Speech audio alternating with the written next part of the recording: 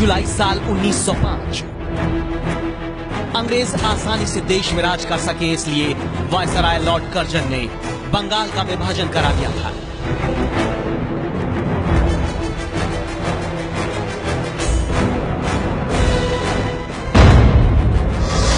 अगस्त साल 1946 जिन्ना की मुस्लिम लीग ने अलग राष्ट्र के लिए डायरेक्ट एक्शन डे का आह्वान किया था और तभी कोलकाता में धर्म के आधार पर ऐसे दंगे भड़के जिसमें कुछ घंटे के भीतर हजारों लोगों की जान चली गई।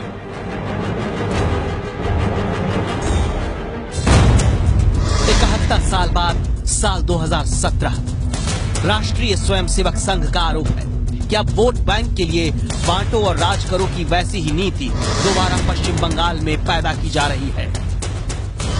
हालात 71 साल पहले के डायरेक्ट एक्शन डे जैसे हो चुके हैं। If Hindus cannot live safely in independent India, even after so many years of independence, the situation is almost like the days of direct action in the early 40s of the previous century.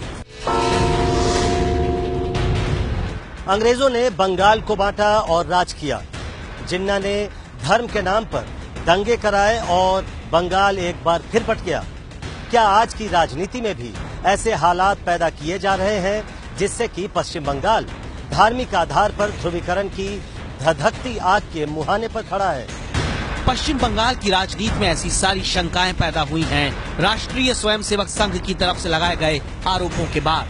Coimbatore में 3 दिन तक चली प्रतिनिधि सभा की बैठक के बाद जो प्रस्ताव आरएसएस ने पास किया है उसमें पहला आरोप है कि मुस्लिम वोट बैंक के चलते राष्ट्र विरोधी तत्वों को ममता सरकार बढ़ावा दे रही है।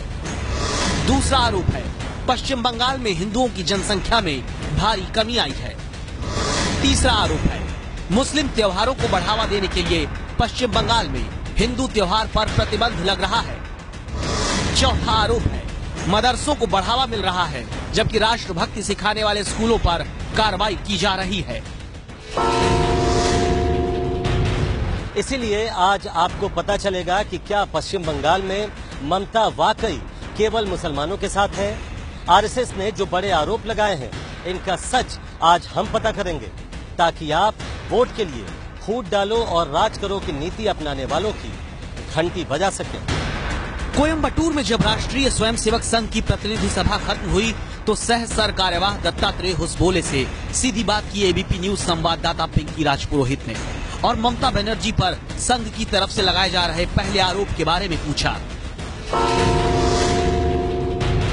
जिहादी एलिमेंट्स वहां हिंदुओं के ऊपर आक्रमण कर रहे हैं।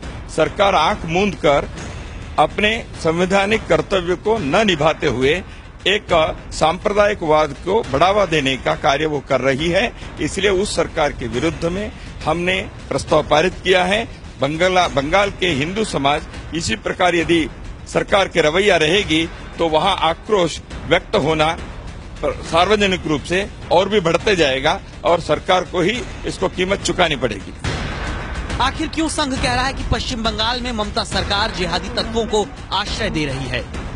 इसके जवाब में आरएसएस मालदा और कालियाचक की हिंसा को सरकार से प्रायोजित होने का आरोप लगाता है, लेकिन इस मामले में कोई ठोस सबूत नहीं दिया जाता कि आखिर कैसे ममता किसी जिहादी तत्व को आश्रय दे रही हैं।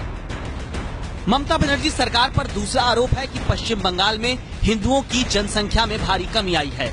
इस बात की सच्चाई